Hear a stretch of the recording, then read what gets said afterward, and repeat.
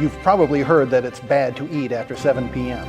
We know it's important what you eat, but does it matter when you eat it? Dr. Z is here to settle the debate in his Health Conscious segment. Now, Dr. Z, I'm one of those midnight snackers. I love eating late. Yeah, well, you're one of millions. I'm glad I'm not alone. Did you know that you can actually set up a program for yourself starting right now?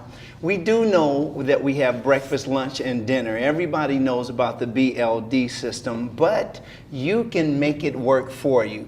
Let's start off with what you have. Let's start off today, and let's do something that's effective. First, start off with breakfast. You can use your breakfast for a time to detoxify yourself. So that means that those foods that were digested the night before and whatever you drank the night before makes your body more acidic and more toxic in the morning. And I don't want to scare you with toxicity. It just means that after the food is broken down, that we have a few toxins there that we can neutralize and evacuate from the body. So with fresh fruit and just some fresh water, we'll get the job done.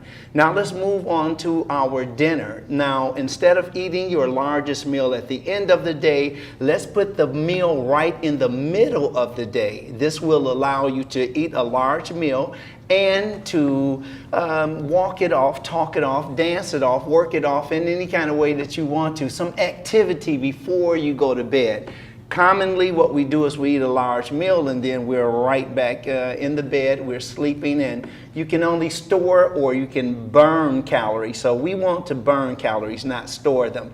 Lastly, we have the smallest meal, and this is where we usually eat dinner. Instead of going to bed with this large meal, why don't we eat a smaller meal? Eat a meal that doesn't require a lot of activity. So what we want to do is to implement this into your system today. Remember, the first meal, to get rid of toxins, your largest meal in the middle of your day, which is 6 hours after your first hour of awakening, and 6 hours after your largest meal, your smallest meal. Sunita and Bob?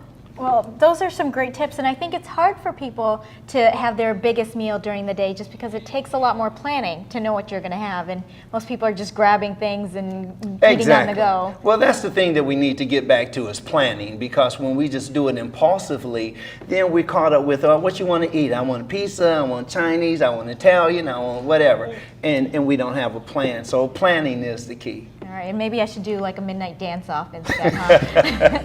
That would be great. All right, well, thanks for being here and giving us those tips.